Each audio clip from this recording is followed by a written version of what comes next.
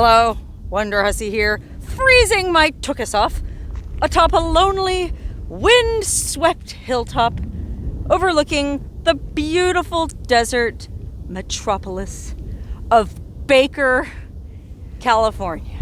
Okay, if you've ever traveled on Interstate 15 between Los Angeles and Las Vegas, well, you have certainly passed by, if not stopped in, Baker. I'll zoom in.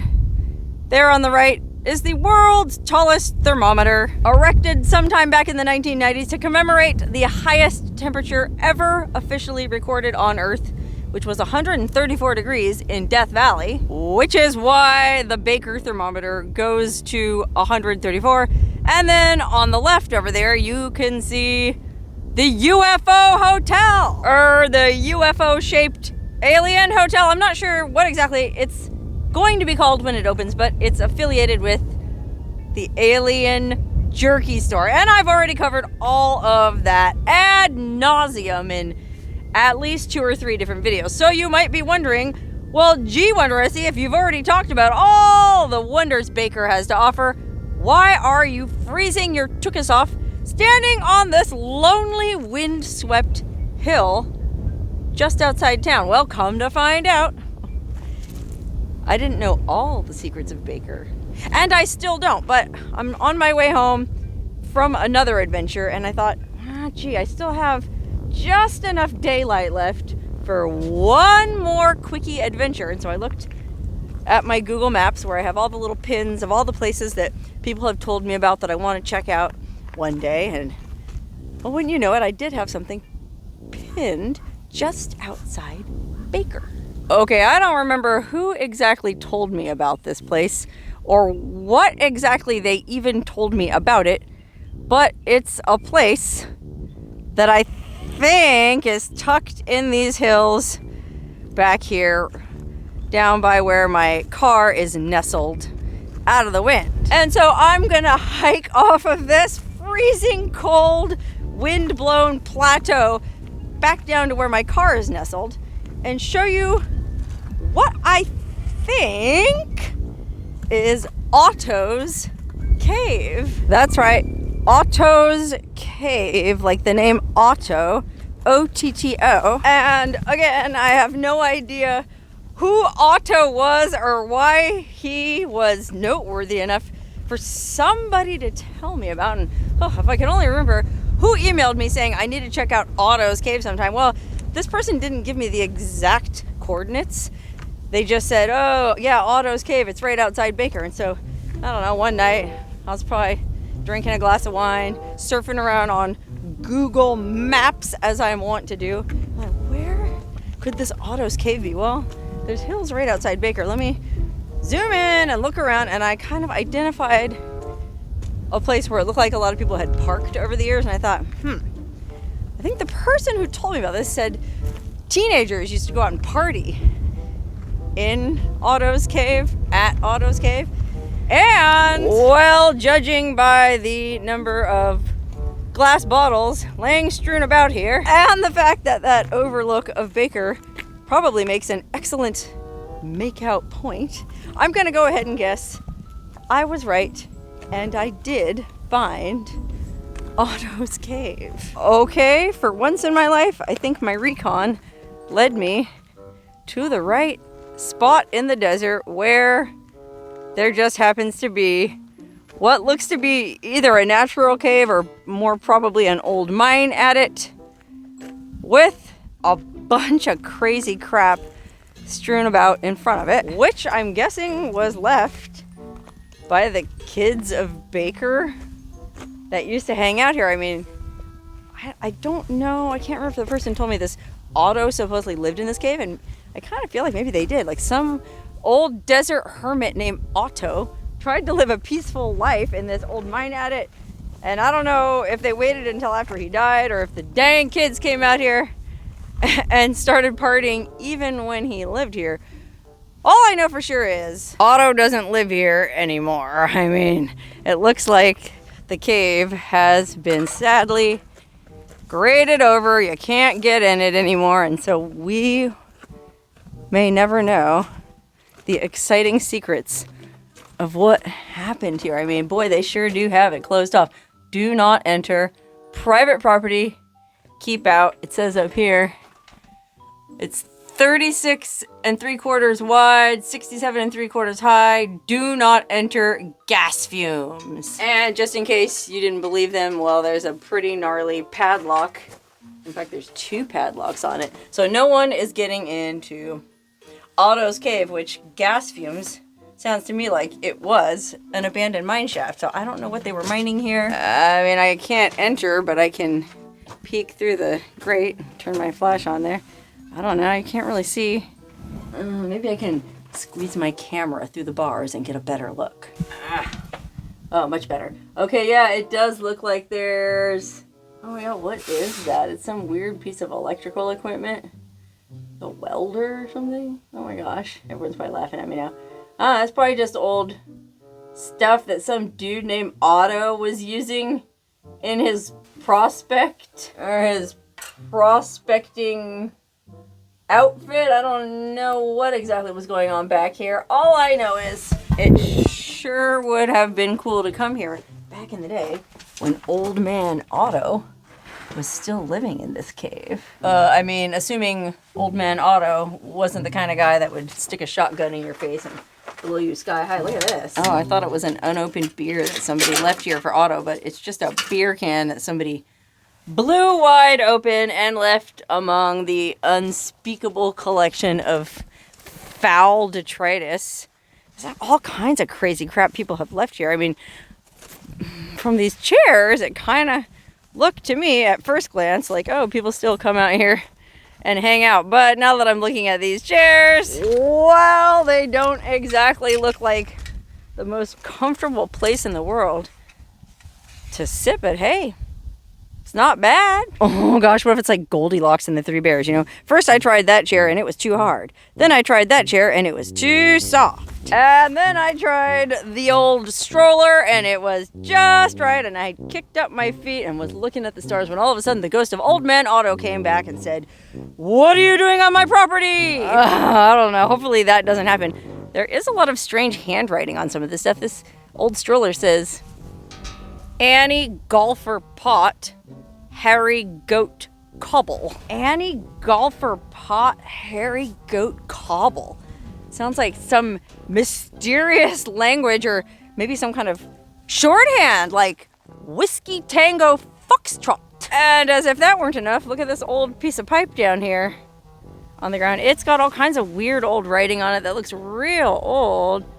Well, I thought it looked real old. It's a bunch of weird numbers, but then it says Iran 32 missile Sol something 4 aircraft carriers. Whoa, what is this? Some kind of war memorial? 27 battleship, 106 feet of concrete thick, 80,000 net tons rails. Danny White, Pam, Paul, Ghoul, Goat, Killer's Paw, Chalk, Paul, Richard. Yikes, it's kind of creepy, I'll be honest, and probably partly because the sun is already going down. It's not even 5 o'clock, but it's friggin' winter time and it gets dark real early out here. And so all of that is sort of kind of adding to the spooky vibe. But I wanted to stop and look around and see if there's anything cool here before I lost daylight. Oh, what does this say? Danny O. Bo 1. Sarah! That's my name. Could this be a note for me? I don't know. Sarah, a water brush. Vay, Jimmy Franklin, Daniel May, Pittsburgh, Rat, Hey, Bloody Squad, Square Bar, Goat, Mary, Coat, Root, Coat. How am I supposed to make sense of this? Boy, I don't know who this Otto was or what he was smoking, but none of this stuff makes any sense to me, so I have no idea, and I'm hoping somebody watching this video will know, who was Otto? Did he live in this cave? And was he actually as cool as they say? Actually, I don't know if they say he was cool, but anyone who lives in a cave at the edge of Baker has to be pretty cool. Oh no, there's somebody walking up the drive towards me. I cannot imagine. I am so far on the edge of town. I don't know how this person got out here, but I'm going to get back in my car before they yell at me and tell me I'm trespassing. Boy, I don't know what that was about. It was really interesting. The guy that came walking up there looked kind of rough, and I don't say that in a mean way, but he looked like he'd been sleeping in a cave. He was all bundled up. He had a knit cap pulled down. He was carrying this long pole, and he just kind of walked all the way up to the cave. And I got in my car. He didn't look at me or say anything to me, and so I'm a very friendly person, but sometimes you just get the impression that somebody wants to be left alone. Well, that's the impression I got.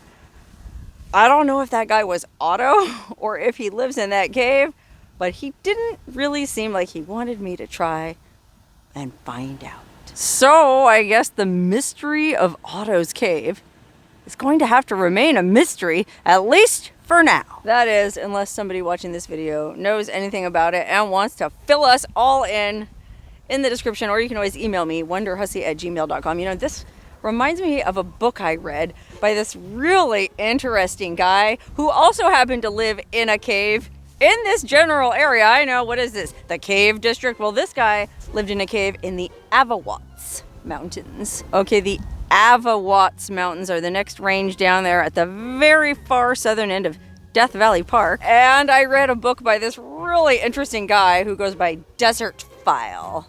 Desert, D-E-S-E-R-T, File, P-H-I-L-E, like someone who loves something, like a philanthropist is somebody who loves mankind. Well, Desert File is a guy who loves the desert, and boy howdy did this guy love the desert. In fact, he loved the desert so much, he left a decent paying job in LA to come out here and live in a cave in the Avawatz Mountains for something like 2 straight years. I'm not kidding. He wrote a book about it. I think it's called Desert Soliloquy, and I actually read it before it was published. He sent me a galley proof of it and asked me if I would read it and then write a little blurb for the cover. And so I'm pretty sure if you look up this book today, there's a quote from Wonderhussie on the back cover. As a matter of fact, my sister once asked me, because she works at a museum over down the road there in Shoshone, and I guess they sell his book at the museum, and she goes, "Hey, this guy's book says you said something good about it on it. Is he just using your name?" I go, "No, I read it. And I wrote it was fascinating." I don't remember what exactly I wrote for the blurb on the book, but man, this dude lived in a friggin' cave in these harsh mountains. These are desert mountains. There's no trees. There's no crystal clear Rocky Mountain streams. These are the southern Death Valley Avawatz Mountains. It was rough living, but it was so interesting because I don't know how he found the cave, but he kind of made it his home. I think he brought in a mattress and he had all this food that he laid in supplies. And he hid his car in such a way that no one would ever know where he was. Nobody ever found him. But he could hike down to his car and, I guess, uncover it. He had it covered with brush or whatever to camouflage it. And he would drive into Baker every so often because, when he was living in the cave, he was eating, I think he cooked a lot of beans. He prepared a lot of beans before he set out on this expedition. And every now and then he would drive into Barstow to resupply on canned goods. But you get tired of beans and canned goods. After a while, you want some friggin' french fries. And so that's what he would do. He would cruise into Baker and go to, I think there's like a little Mexican restaurant on the other side of the road from the Mad Greek. Mad Greek. Anyway, he would go to the Mexican place, get a bunch of french fries. He craved french fries. French fries. I haven't eaten dinner yet, and I've been driving around exploring this beautiful desert all day long. I don't have any groceries at home, so I'm just getting back from a few days on the road. I guess I'm going to have to stop in Baker myself and get some french fries. Anyway, this dude Desert File would load up on french fries in Baker and then haul ass back to his secret campsite somewhere at the foot of the Avawatz Mountains, and then he would hike up to his cave. And I'm super curious where exactly his cave was. I've kind of tried looking around on Google Maps like I'm wont to do. I just don't have anything to go by. Like, I read the book, and he talks about certain things. Maybe I should go back and try reading it again now that I know more about this area, because when I tried before, it was before I moved out here to Tacopa. So I didn't know quite as much, and I just couldn't figure it out. And I wouldn't want to, mess up his secret private cave in case he still goes back out there every now and then. But I don't know, it would just be so cool to see his cave. And so, well, who knows? Desert File might be watching this very video. His real name is David. David, if you happen to be watching this video, please don't take offense. I don't mean to be intrusive. I just want to see your cave. Is that too much to ask? I just want to see your cave. I just wanted to see Otto's cave. But I don't want to piss anybody off or weird anybody out, which is why I turned tail and ran when that poor guy came walking up to his cave. I still don't know if that was Otto or not. The only thing I know, well, I know two things. One, I'm cold even though I'm down in the lowlands now. It's friggin' chilly. And two, I'm hungry, man. I'm going to the Mad Greek to get me some fries. Oh yeah. Even though it's freezing, I had to get a Nutella shake and feta fries. They make these awesome French fries with feta cheese on them. And then I got a small salad so that I would get at least a few vitamins. Anyway, yeah, as much as I wanted to hang out in there and eat this food, there was like 1,050 people because I'm filming this video on December 28th, and everybody is, I guess, on their way back from Vegas because the highway is absolutely jam-packed, as was the Mad Greek. And it's actually not a good thing to see this many cars leaving Vegas 2 days before New Year's. That's typically one of the busiest holidays in Las Vegas. But with everybody heading towards LA, I'm not sure there's going to be anybody left to celebrate on the Strip. What do I know? I wouldn't want to celebrate New Year's in Vegas anyway. I'd rather spend New Year's just about anywhere other than Las Vegas. And that includes in a cave. Oh, feta fries. I'm taking these home to enjoy in my cave.